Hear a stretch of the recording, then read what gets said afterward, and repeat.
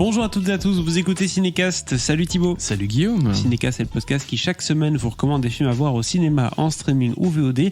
Aujourd'hui, on va vous parler de Halloween Kills de David Gordon Green avec Jamie Lee Curtis, Judy Greer et Andy Marichak.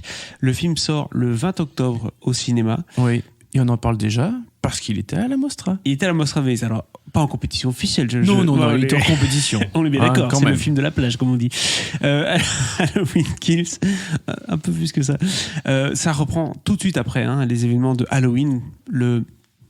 Remake, reboot, c'est quoi encore le concept ? Il faut arrêter d'essayer de placer des mots. Oui, mais je sais plus. Et pour définir ce que sont les films Halloween. Mais il y avait Jamie Lee Curtis quand même. Oui, c'est-à-dire que c'est la suite du précédent film, ce qui est déjà pas mal. Ça c'est une certitude. Oui. Qui lui-même était une suite alors, est-ce que c'était du premier ou déjà du deuxième ? Enfin bref.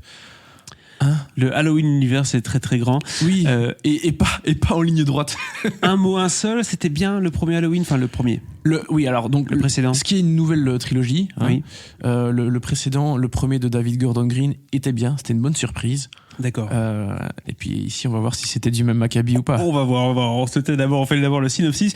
De quoi ça parle du coup ? Donc c'est Laurie, sa fille Karen et sa petite fille Allison qui viennent d'abandonner le monstre enfermé dans le sous-sol de la maison. Désolé pour les spoilers.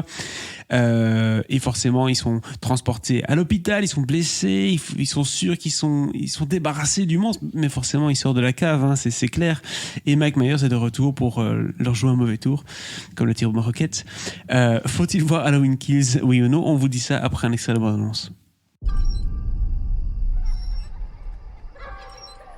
Hey, what are you guys doing out here? It's Halloween. We've been trick-or-treating. Are you alone?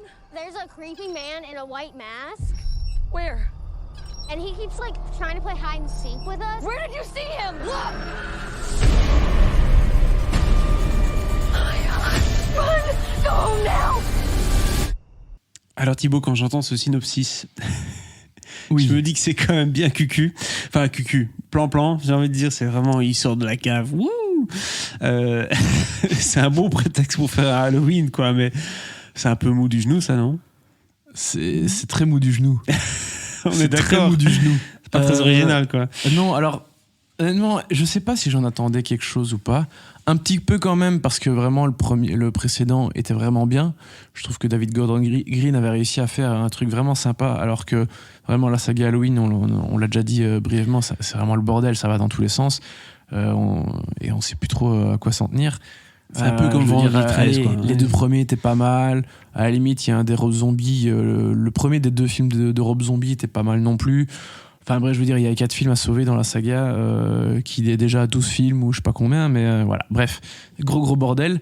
Et ici, vu qu'il avait quand même réussi à faire quelque chose de vraiment bien, j'avais quand même un petit espoir. Je me dis, bon allez, j'espère que ce sera du même acabit, mais non, vraiment, c'était, pour être gentil, du grand n'importe quoi. Enfin... Non, en fait, le vrai problème de ce film, c'est qu'il a la place bâtarde du film du milieu. Oui, parce que c'est une trilogie annoncée, Ouais. Donc c'est ça le problème. Oui. Dont, d'ailleurs, Jamie Lee Curtis nous disait en conférence de presse, elle a lu le scénario du 3e dans l'avion en allant à Venise. Elle a dit que c'était génial, qu'elle avait très hâte de le faire. Bon, en même temps, elle n'allait pas dire que ça avait l'air nul. C'est un demi-mot d'excuse, ça, quand même. Mais c'est un peu un mot d'excuse, ça, quand même, non ? T'arrives, sur tu le moment, débarques... non, c'était pas... Non, enfin, sur le moment, ça n'est pas vraiment comme étant un mot d'excuse. Bah si, tu viens présenter le 2 et tu dis « Ouais, le 3, il va être super, vous allez voir. » Oui, parce que voilà, forcément, ils pensent ça comme une trilogie et une En gros, conclusion. le 2, laisse tomber. Mais le 2, vraiment, je sais pas, c'est une déception. C'est juste que c'est mou et c'est très paresseux. Et en vrai, ça raconte pas grand-chose. Alors, je vais même pas te résumer l'histoire. Est-ce que ça a pour but de raconter des choses, ces films-là, Thibaut ? Alors, Michael Myers, il veut tuer Laurie Strode, comme dans tous les films. Oui. Bon, jusque-là, pas très compliqué. C'est classique, quoi. Oui. Donc Michael Myers, il marche tout droit en ligne droite littéralement, il va d'un point A à un point B et il tue tout ce qui voit au passage, quoi. Mm-hmm. Ça, c'est littéralement le trajet de Michael Myers dans le film, comme à peu près dans tous ses films, quoi. Ouais. Et à un moment, il rôde bien autour de sa maison aussi, comme dans tous ses films. Voilà. Bon, et quand il tue, il y a un peu du sang, c'est rigolo, c'est un peu généreux, voilà. Mais à côté de ça, il y a quelques bonnes idées. Mm-hmm. avec lesquels David Gordon Green ne fait rien.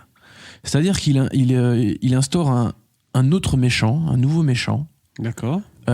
qui va un peu semer le doute, et que les gens vont prendre pour Michael Myers.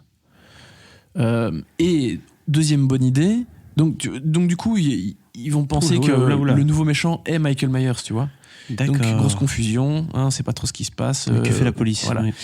Et deuxième bonne idée, c'est que les villageois, les citoyens d'Adon... Les villageois. Ouais. T'es encore dans l'asile, toi. Oui.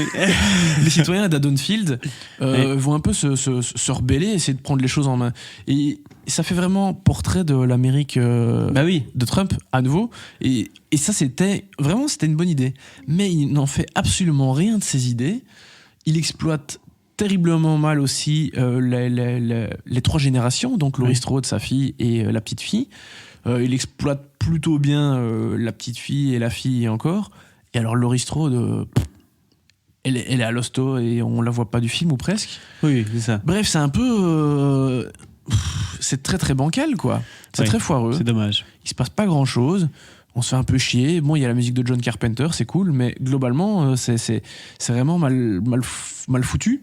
Et en vrai, il y aurait pu avoir une super bonne idée, mais là, du coup, je peux pas le dire parce que ce serait vraiment spoiler le bazar. Mais je trouve que c'est limite du foutage de gueule, en fait. Tu dis, ok, là, c'est fini. Et tu te dis, ok, mais il y a une suite. Qu'est-ce qu'il va en faire? Et ça aurait pu être hyper intéressant. Et en fait, il se fout de ta gueule et voilà. Et il va dans le truc trop facile. Alors qu'il y avait moyen de... Bon, ça aurait été compliqué de faire le troisième film comme ça, mais ça aurait pu être hyper intéressant, Un beau hyper challenge, intelligent, ouais, c'est ça. et un super challenge, et peut-être une super façon de clôturer cette trilogie. Mais voilà, il passe complètement à côté de cette idée. Et il en fait un truc, une espèce de Deus ex machina. Enfin bref, j'en dis pas plus. Mais globalement, c'était pas bien, quoi. Le choix de la facilité, on peut dire ça comme ça, en tout cas pour ce Halloween Kills. Ouais, ou le choix de pas savoir quoi faire, et il a rempli. C'est ça. Donc on dit, on va faire quelques crimes, quelques trucs, et voilà, on va voir ce qui va se passer pour le troisième. Ouais. Inch'Allah, comme on dit. Oui, mais du coup, je pense qu'il y a moyen de faire un truc très bien pour le troisième. Hein, je perds pas espoir, mais parce que ce sera le troisième et qu'il faut conclure. Mais ici, non, c'était pas nécessaire. Très bien. Quelle note tu donnes du coup à Halloween Kills, Thibaut? Je pense que ça va pas être très haut. Bah non, une étoile, c'est déjà cher payé. Une étoile du coup pour Halloween Kills. Voilà qui conclut cet épisode. N'hésitez pas à partager votre avis sur ce film dans les commentaires. Pour petit rappel, il sortira le 20 octobre prochain. Et si c'est pas déjà fait, abonnez-vous au podcast sur la plateforme de votre choix. Plus on est nombreux, plus on rigole. À très bientôt pour de nouvelles recommandations.